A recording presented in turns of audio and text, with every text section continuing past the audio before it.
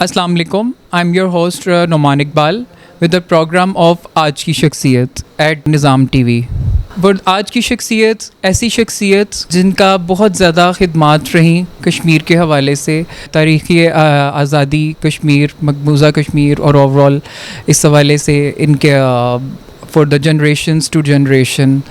I am sitting with Waheed Amjad Warraich, ex D C O of Sargodha and Sahiwal, اور ان سے بات کرتے ہیں. السلام علیکم. جی وعلیکم السلام. سر آپ بتائیے گا، آپ زندگی کا سفر، آپ کے جو ہے آپ کے بڑوں کی زندگی کا سفر کشمیر کے بھی حوالے سے، اور جیسے جوگی اور نظم بھی جو انہوں نے لکھی، اور پلس کشمیر کے بھی حوالے سے، اینڈ پلس خوشی محمد جو آپ کے دادا جی ہیں اور آپ کے والد صاحب بھی، ان کا بھی خدمات رہیں.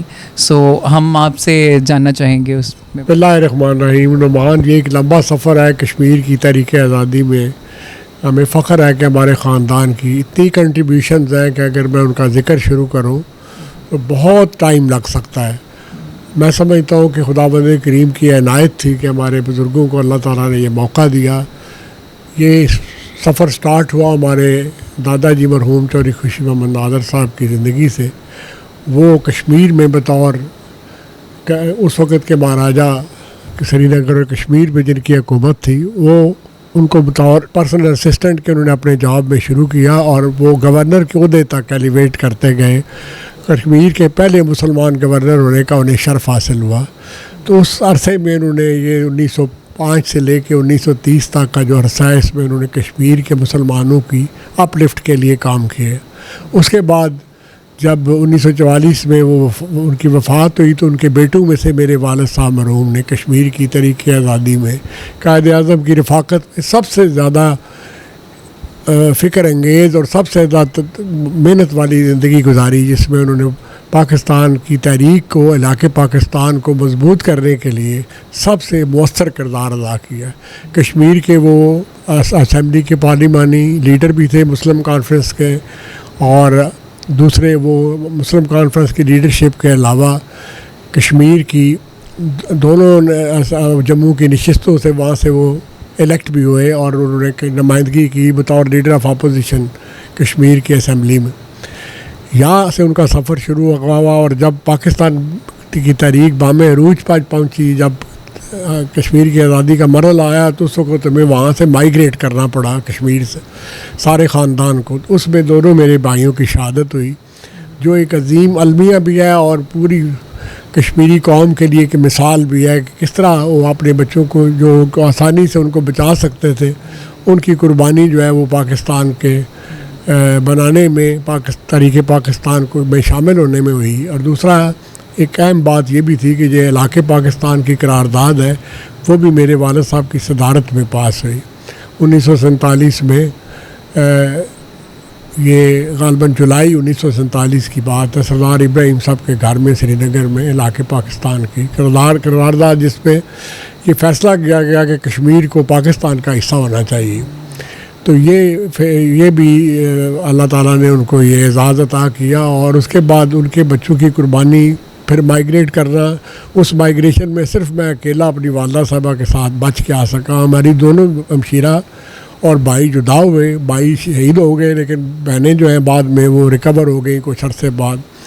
تو یہ کتنی لازوال قربانی ہے پاکستان کے لیے. پاکستان بننے کے فوراً بعد جلد ہی میرے والد صاحب کو آزاد کشمیر کا پہلا وزیر خزانہ اور سینئر منسٹر بنایا گیا، لیکن ان کی خواہش یہ تھی کہ پاکستان کو جلد از جلد کشمیر کی آزادی کے لیے عملی اقدامات کرنے چاہیے. اس پہ گورنمنٹ تیار نہیں تھی. اس وقت کی گورنمنٹ، محمد علی بوگرا گورنمنٹ کہہ لیجئے، یا پاکستان کی جو بھی فوجی عسکری قوت تھی، وہ اس وقت ذہنی طور پہ تیار نہیں تھے پاکستان کی اس مہم جوئی کے لیے. ہمارے والد صاحب کا خیال تھا کہ جتنا لیٹ ہوں گے ہم اور زیادہ مسئلہ بن جائے گا اور کشمیر کی آزادی مشکل ہو، جو جیسے آج آپ کو نظر آ رہا ہے. لیکن اور سر سوری آپ کو انٹرپٹ کرنا چاہیں گے، جو آپ مجھے یہ بتائیے گا کہ آپ کا جو آپ کے دادا کے جو لکھی گئی کتابیں ہیں، اس کے حوالے سے کچھ مجھے بتائیں. ہاں، یہ بھی بڑا خوبصورت سوال ہے. ان کی اصل کتاب جو ہے وہ نغمہ فردوس ہے، جس کا میں نے آپ سے ملنے سے پہلے بھی ذکر کیا تھا.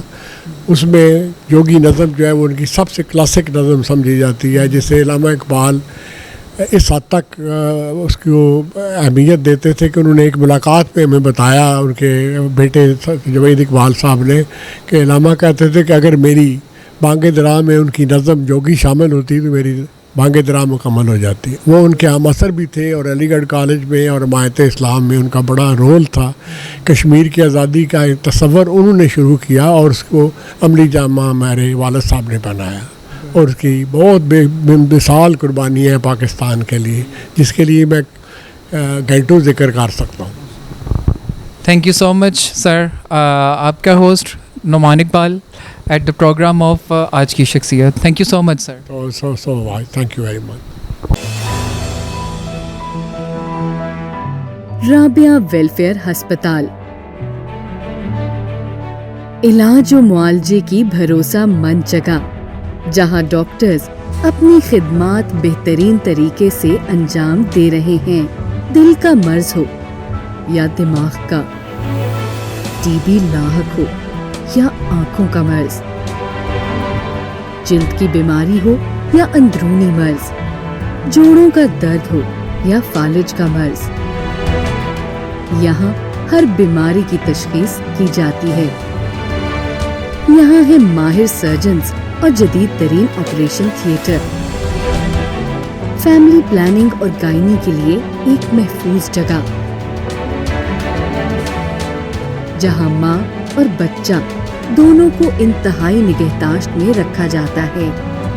یہاں ہر طرح کے lab test, X ray, C T scan اور M R I qualified staff کی زیر نگرانی کیے جاتے ہیں.